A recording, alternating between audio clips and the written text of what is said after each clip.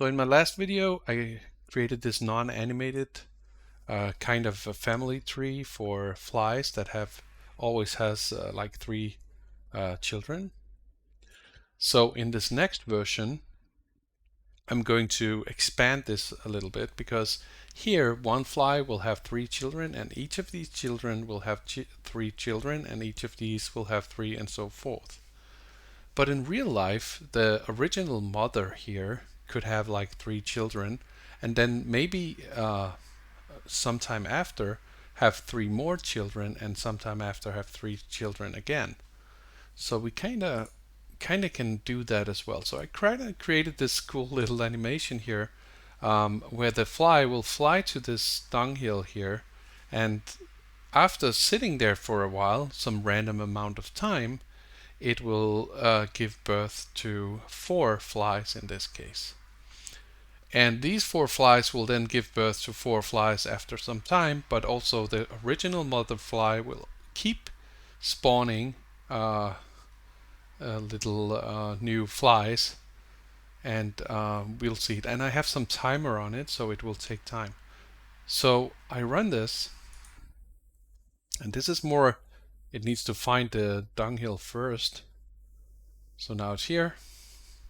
And now it starts, because now it has food, so now it can start. And now each of its children also starts spawning, and it keeps spawning itself. And now we have 37 flies and 49.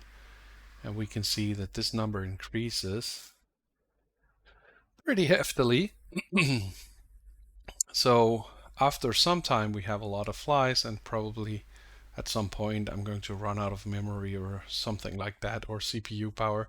So I better stop this before it becomes too much. So I created 4,289 flies. So let's see, how did I do that? So if I go into my world here, this is kind of different. So in this case, I didn't use a classical recursion. So what I'm really doing here, I added my dunghill here, and I added a fly, and then I attached something, send it to the constructor of the fly. This is the fly counter. Just ignore that. This is only for counting the amount of flies because I thought that was interesting. And then I also add the counter to the screen. But here, I'm not putting this into the world, but I'm actually putting the recursion into the flies themselves.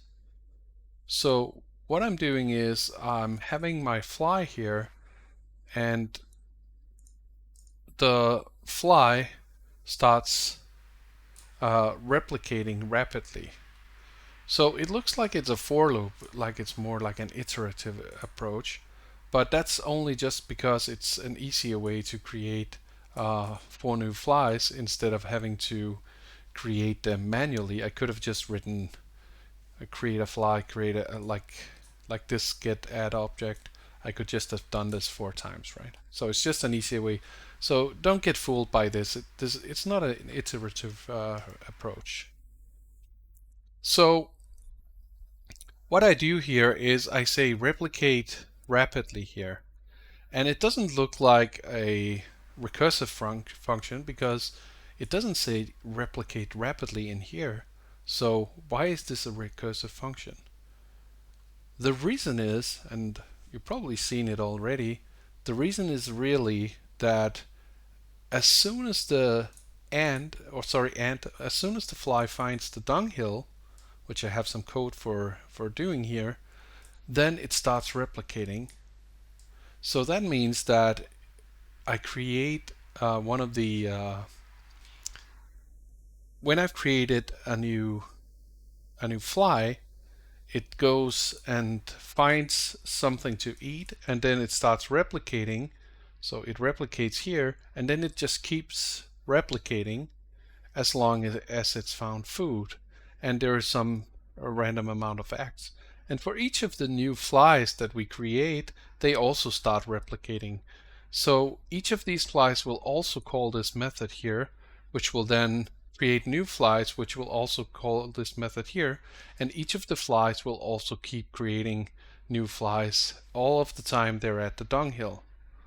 And my dunghill algorithm here is really just flying around sort of randomly every second tick or something, and then the other ticks we turn towards some special already set out point, and when they get close enough for this point within 8 pixels in each direction, then we say we found the dunghill, and they'll just keep going and keep replicating here. So this is something that out of the box doesn't really look like a recursive algorithm, but it really is a recursive algorithm. And in this case, I don't really, if you look at it, I don't really have a stop clause. So why isn't this giving me a Stack Overflow error? So the reason why it's not doing that is because it's very slow. So in the other example, I used Recursion. It would just create them really, really fast, and the stack, which is gets the Stack Overflow error, would fill up very quickly. If we let this run for long enough, I would maybe at some point get a Stack Overflow error or something like that.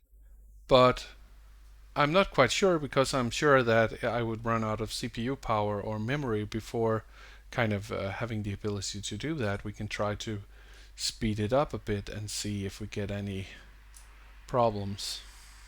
So now I'm running at maximum speed, and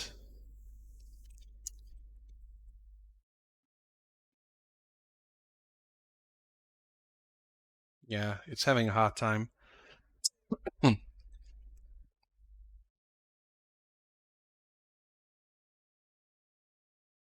So you see, it's going so slowly because of the graphics part that I'll probably not get into any problems in that regard.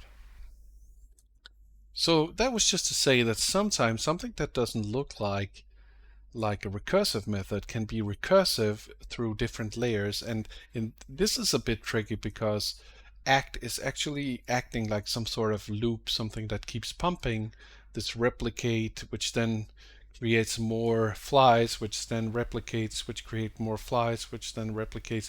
So we still have this recursive behavior, but not with the normal way of doing things. And maybe you would want, if this was a computer game or something like that, you would want to have some sort of stop clause, not just to fill up all of the memory of the computer.